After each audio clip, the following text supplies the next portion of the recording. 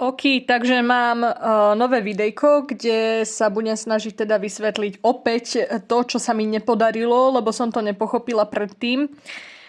Tie kružnice. Teraz to už chápem, no a ideme si načítať takúto stránku. Volá sa to, že viemematiku.sk. Dala som si teda takú doplňovačku a tu vidíme, toto je klasické, to už vieme, jak sa robí. Sem pôjde -4, -4, takto. Lebo tu je +4 a sem pôjde -1, keďže tu je v podstate +1 a 25, odmocnina z 25 je 5. Takže takto, ideme sa pozrieť, vyhodnotiť. Máme to správne, ideme ďalej. A tu vidíme, že máme našu prvú v podstate takúto kružnicu, idem ju vysvetliť. Takže, kde mám pero? Tu mám pero niekde. Takže v podstate ideme na to intuitívne. Keďže vieme, že stred bude M a N, sem si to zapíšem, stred bude teda M, N a ideme si teda pozrieť, že v podstate M-ko budú naše X predstavovať a N-ko budú predstavovať naše Y. Takže pozrieme sa, kde tu máme X. Vidíme, že nachádzame sa na kladnej strane, takže ideme 1, 2. Takže S-ko bude 2. S-ko bude 2. Ja si to pre istotu zapíšem sa na papier, aby som to potom mohla doplniť online. Takže 2 a Y vieme, že máme. Od 0 ideme sem. Tu je záporná strana. Takže máme -1. To znamená, že zapíšeme si to sem -1. A tým pádom polomer, ideme sa pozrieť, aké tu máme možnosti, lebo tu máme možnosť, aby sme to nemuseli teda v podstate nejako rátať, tak bude určite odmocnina z 8. To znamená, že si to zapíšeme takto. Hej. A tuto, keďže tu sme dali, idem to nahodiť aj normálne, takto.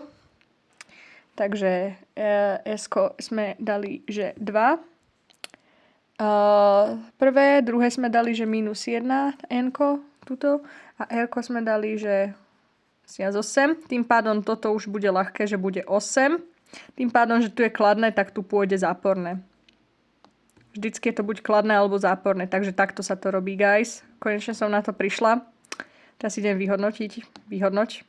Správne, vidíte? Konečne som na to prišla. Takže musíte si najskôr zistiť S-ko a R-ko. S-ko si zistíte tými bodmi. Toto predstavuje teda X-ovi idete prvý bod, Y-ovi idete druhý. To bolo v našom prípade 2 a -1. A tým pádom toto bude, keďže tu bolo zjavné, že to bude 8, tak toto bude teda odmocnina z 8. Lebo vždycky nám platí toto pravidlo.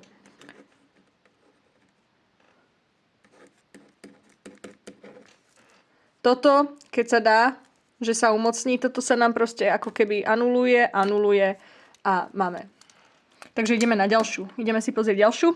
Čo tu máme? Máme ďalšiu kružnicu, máme takúto, tu môžem tiež vysvetliť. Takže ideme si povedať S-ko. To už rovno bude nahádzovať sem. Takže idem sa pozrieť X-ko, kde je. 1, 2, ale je záporná strana, vidíte? Takže bude X-ko prvé -2. Kde to je? Tuto to je. -2. Y, opäť záporná strana, -1, vidíme. Dáme to sem. A tým pádom, že tu sú záporné, tak tu pôjdu kladné. Takže pôjde +2. Bude tuto +1, hej. Ach jaj, čo mi to nejde. Tak a R-ko tým pádom polomer bude teda 3. A výsledný bude 9. Takže takto. Bo 3 na druhú je v podstate 9. Vyhodnoť. Máme to správne. Ideme ešte pozrieť nejakú. A máme tu takéto. Takže aj toto idem vysvetliť. Toto sa zdá komplikovanejšie, lebo sú tu dve, ale v podstate nie je to. Takže tu sa ideme pozrieť. X-ko máme opäť -1. Dá sa povedať -1. Tým pádom, že je -1, tak bude +1. Tuto.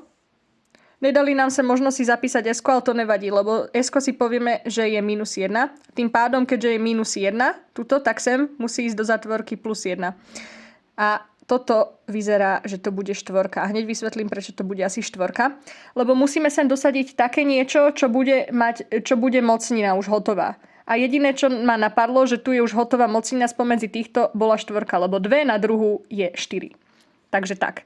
Tuto vidíme, že to je na kladnej strane. X je v jednotke, takže tu pôjde -1. Lebo zase S, X, to prvé bude v podstate kladné 1, ale sem do zatvorky vždycky dáme záporné, keď to je prvé kladné. Keby bolo, že záporné, tak vtedy bude tuto kladné. Takže iba sa prehadzujú znamienka. Podľa toho, aké je teda to S-ko. Viete, to S-ko. Chápete? M-ko, N-ko. Takže, a tuto v Y v podstate vidíme, že Y je raz, 2, je kladné, je 2, tým pádom tuto bude záporné v tejto zátvorke. -2. Vyhodnoť. Jej, mám to správne. Takže, guys, takto sa to robí. Konečne som na to došla. Otvorte si stránku viemematiku.sk, tam si to môžete precvičovať, nájdete to pod v podstate doplňovačkou, rozhodovačkou, tak nejak sa to volalo. Ja to teda môžem ešte rozkliknúť celú tú stránku potom. Tuto. Kružnica, kuželosečka, vieme to. Matika. Takto. Viemematiku.sk. Takto listujete a nájdete to pod presúvanie. Takto sa to volá presúvanie. Tu si to rozkliknete v podstate stredné a tu už riešite. Takže tak, to je všetko.